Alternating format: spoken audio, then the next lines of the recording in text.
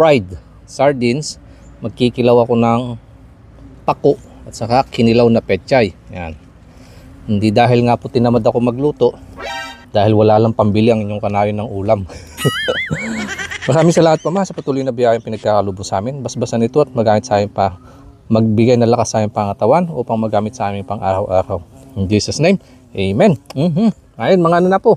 Ito nga pala yung aking sausawan. Yan. Kalamansi. Bango yan pag nasa bagoong.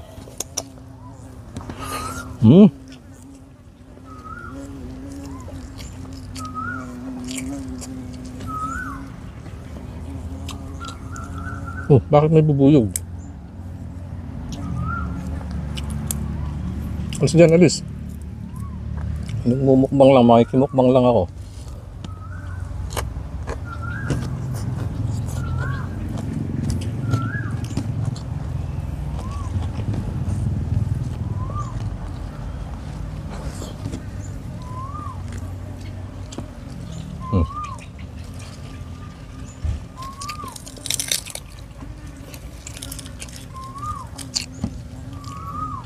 Manamis-namis.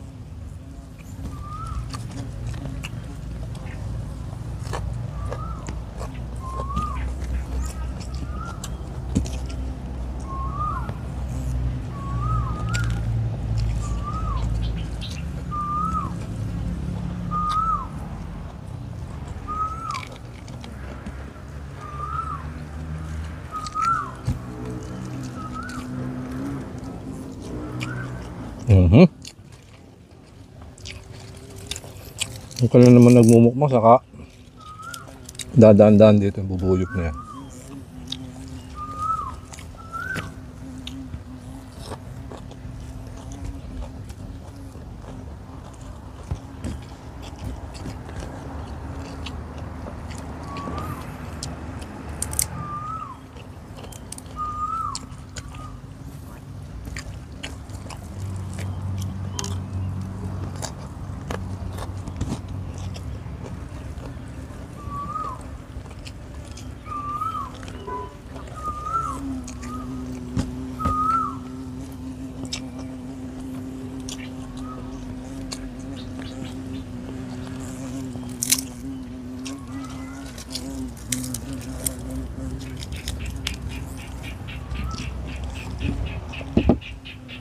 Uy!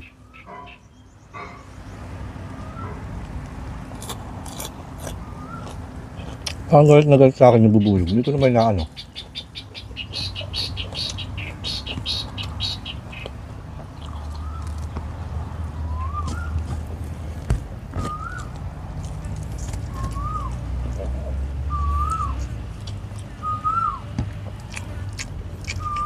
Sa hiwa pa ito kahapon. Itong pako.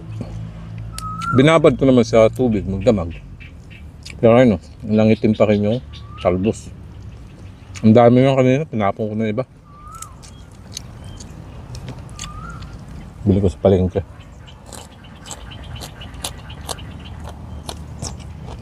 Pero itong petsa yan, pasibol ko na po yan.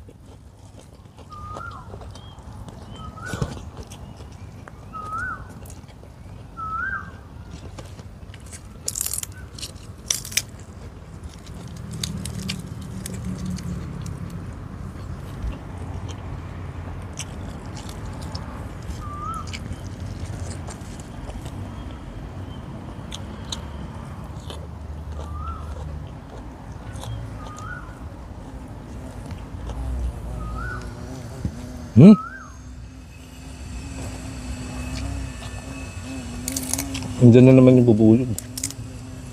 Nasa pa ako.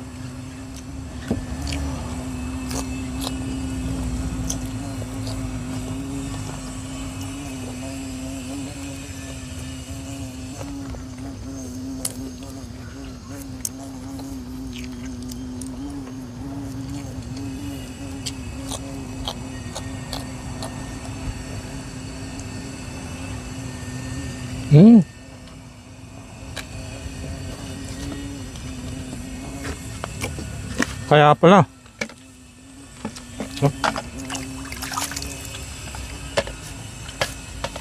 Nakatuloy yung mukbang ko.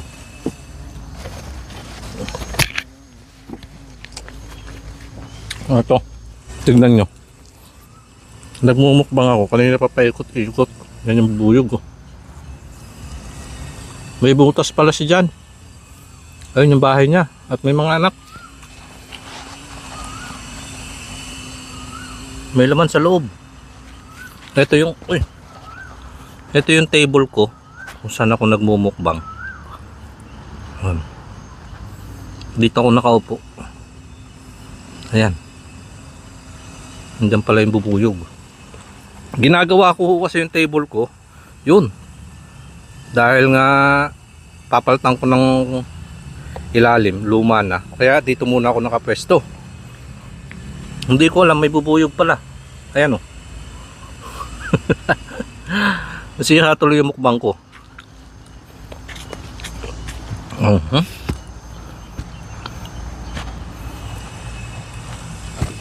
Ayan, tuloy ang nangyari. Sana hindi ako kagatin.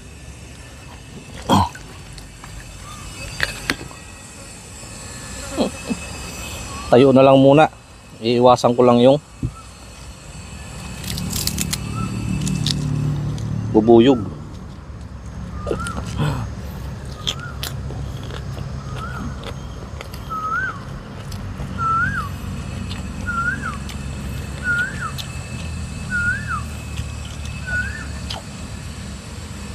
Tuloy.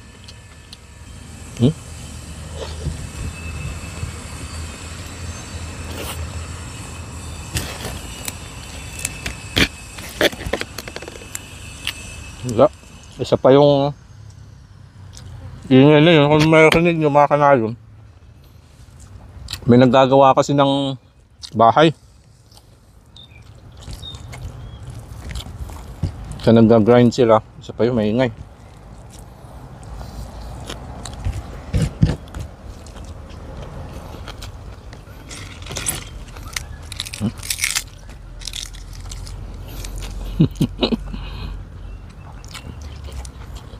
Sira yung mukbang natin sa bubuyog.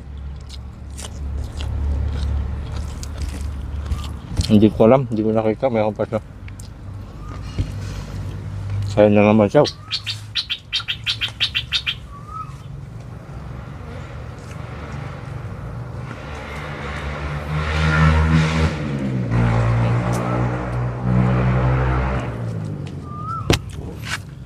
Ang laki pa naman. Pag nakapangagat yan, di lagnat ang abot. Ayun yung mga bahay nila. Yan pa yung isa. Sa loob, dalawa pala.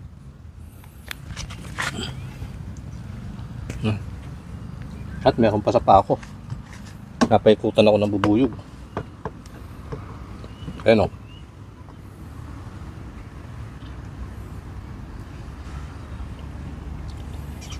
Ano ba? Ano bang meron ako? Ba't pinapaikutan niya ako? Dahil bubuyog.